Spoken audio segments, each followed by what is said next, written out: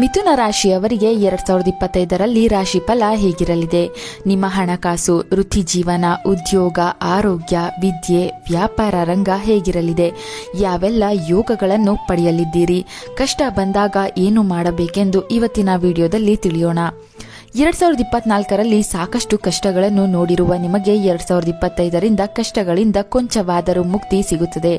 ಗ್ರಹಗಳ ಅನುಕೂಲದಿಂದ ಅನೇಕ ಶುಭ ಫಲಗಳು ಪಡೆಯಲಿದ್ದೀರಿ. ಈ ವರ್ಷದಲ್ಲಿ ಹೊಸ ವಾಹನ ಖರೀದಿ ಮಾಡಲಿದ್ದೀರಿ. ಶನಿಯ ರಾಶಿ ಬದಲಾವಣೆಯಿಂದ ಭೂಮಿ ಅಥವಾ ಕಟ್ಟಿರುವ ಮನೆ ಖರೀದಿ ಮಾಡಲು ಹಣ ಹೊಂದಾಣಿಕೆ ಮಾಡಲಿದ್ದೀರಿ. ಏಪ್ರಿಲ್ ತಿಂಗಳಿನ ನಂತರ 2025ರಲ್ಲಿ ಒಳಿತನ್ನು ಕಾಣಲಿದ್ದೀರಿ. ಸ್ವಲ್ಪ ಮಾನಸಿಕ ಅಶಾಂತಿ ಇದ್ದರೂ ನಿಂತ ಕೆಲಸಗಳು ಪೂರ್ಣಗೊಳ್ಳುತ್ತವೆ. ಉದ್ಯೋಗ ರಂಗದಲ್ಲಿ ವಿಶೇಷ ಅಭಿವೃದ್ಧಿ ಪಡೆಯಲಿದ್ದೀರಿ. ಉದ್ಯೋಗ ರಂಗದಲ್ಲಿ ನೀವು ಗುರುತಿಸಿಕೊಳ್ಳಲು ಇದು ಸೂಕ್ತ ಸಮಯ. ಈ ವರ್ಷ ಎಲ್ಲ ಹಣಕಾಸಿನ ಮುಗ್ಗಟ್ಟಿನಿಂದ ಮುಕ್ತಿ ಸಿಗುತ್ತದೆ. ಬೆಟ್ಟದಷ್ಟು ಇದ್ದ ಸಾಲದ ಋಣ ಒಂದೊಂದೇ ತೀರುತ್ತಾ ಬರುತ್ತದೆ. ಕೈನಲ್ಲಿ ಹಣಕಾಸಿನ ಉಳಿತಾಯ ಮಾಡುವ ನಿಮ್ಮ ಯೋಜನೆಗಳು ಫಲ ಕೊಡುತ್ತದೆ. ಶುಭ ಕಾರ್ಯಗಳು ನಡೆಯುತ್ತಿಲ್ಲ ಮನೆಯಲ್ಲಿ ಎಂಬ ಕೊರಗು ಇದ್ದರೆ ಈ ವರ್ಷ ಮದುವೆ ಆಗದವರಿಗೆ ಮದುವೆ ಭಾಗ್ಯ, ಸಂತಾನ ಇಲ್ಲದವರಿಗೆ ಸಂತಾನ ಭಾಗ್ಯ ಪ್ರಾಪ್ತಿಯಾಗುತ್ತದೆ. ದೇವರ ಮೇಲೆ ಅಪಾರ ನಂಬಿಕೆ ಈ ವರ್ಷ ನಿಮಗೆ ಉಂಟಾಗಲಿದೆ. ಧಾರ್ಮಿಕ ಕಾರ್ಯಗಳ ಕಡೆ ಹೆಚ್ಚು ಗಮನ ನೀಡುವಿರಿ. ವ್ರತ ಪೂಜೆಗಳ ಮೇಲೆ ಗಮನ ಹೆಚ್ಚಾಗಲಿದೆ. ದೇವರ ಸೇವೆ ಮಾಡುವುದರಿಂದ ಗುರುಬಲ ಹಾಗೂ ಪುಣ್ಯ ಹೆಚ್ಚಾಗಿ ಒಳಿತನ್ನು ಕಾಣುವಿರಿ.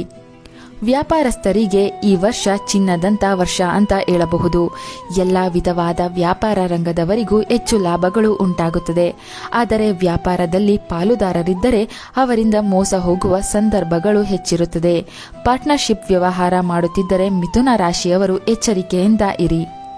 ವಿದ್ಯಾರ್ಥಿಗಳಿಗೆ ಗ್ರಹಗಳ ಅನುಕೂಲತೆಯಿಂದ ವಿದ್ಯಾರ್ಜನೆ ಮಾಡಲು ಇದ್ದ ಅಡೆತಡೆಗಳು ದೂರವಾಗುತ್ತದೆ. ಚಂಚಲ ಮನಸ್ಸನ್ನು ವಿದ್ಯಾರ್ಥಿಗಳು ಈ ವರ್ಷ ನಿಯಂತ್ರಣ ಮಾಡಿದರೆ ಉತ್ತಮ.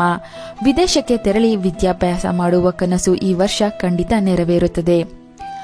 ಆರೋಗ್ಯದ ಕಡೆ ಮಿಥುನ ರಾಶಿಯವರು ಹೆಚ್ಚು ಗಮನ ನೀಡಬೇಕು. ಸಣ್ಣ ಪುಟ್ಟ ಸಮಸ್ಯೆ ಬಂದರೂ ನಿರ್ಲಕ್ಷ್ಯ ಮಾಡಬಾರದು. ತಾಯಿ ತಂದೆ ಆರೋಗ್ಯದಲ್ಲೂ ಕೂಡ ಏರುಪೇರು ಉಂಟಾಗುವ ಸಾಧ್ಯತೆಗಳು ಹೆಚ್ಚಾಗಿರುತ್ತದೆ. ನಿರುದ್ಯೋಗಿಗಳಿಗೆ ನೂತನ ಉದ್ಯೋಗ ದೊರೆಯುತ್ತದೆ. ಒಂದು ಕೆಲಸದಿಂದ ಮತ್ತೊಂದು ಕೆಲಸಕ್ಕೆ ಹೋಗಲು ಸೂಕ್ತ ಸಮಯ ಬಂದು ಮಾರ್ಚ್ 13ರಿಂದ ಮೇ 13ರ ಒಳಗೆ ಕೆಲಸದ ಬದಲಾವಣೆ ಮಾಡಬಹುದು. ಉದ್ಯೋಗ ರಂಗದಲ್ಲಿ ಅಡೆತಡೆ ಏನಾದರೂ ಕಾಣಿಸಿಕೊಂಡರೆ 12 ಭಾನುವಾರ ಗೋಮಾತೆಗೆ ತಿನ್ನಲು ಹಸಿರು ಹುಲ್ಲು ಜೊತೆಗೆ ಮೂಲಂಗಿಯನ್ನು ಕೊಡಿ.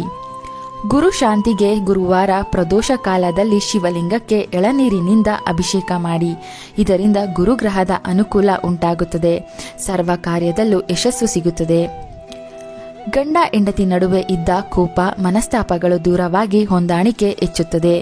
ಪ್ರೇಮಿಗಳಿಗೆ ಗುರುಗ್ರಹದ ಅನುಕೂಲತೆಯಿಂದ ಮಧ್ಯಮ ಫಲ ಪ್ರಾಪ್ತಿಯಾಗುತ್ತದೆ. ಈ ವರ್ಷ ನೀವು ಹಾಲು ಅಥವಾ ಅಕ್ಕಿಯನ್ನು ದಾನವಾಗಿ ದೇಗುಲಗಳಿಗೆ ನೀಡಿದರೆ ಮಾನಸಿಕ ನೆಮ್ಮದಿ ಪ್ರಾಪ್ತಿಯಾಗುತ್ತದೆ. ಕಷ್ಟಗಳ ಬಗ್ಗೆ ಮಾಡುವ ಯೋಚನೆಗಳು ಕಡಿಮೆಯಾಗುತ್ತದೆ. ಸಹೋದರ ಸಹೋದರಿಯರಿಂದ ಹೆಚ್ಚು ಲಾಭಗಳನ್ನು ಪಡೆಯಲಿದ್ದೀರಿ. ಪಿತ್ರಾರ್ಜಿತ ಆಸ್ತಿ ಈ ವರ್ಷ ನಿಮ್ಮ ಪಾಲಾಗುತ್ತದೆ.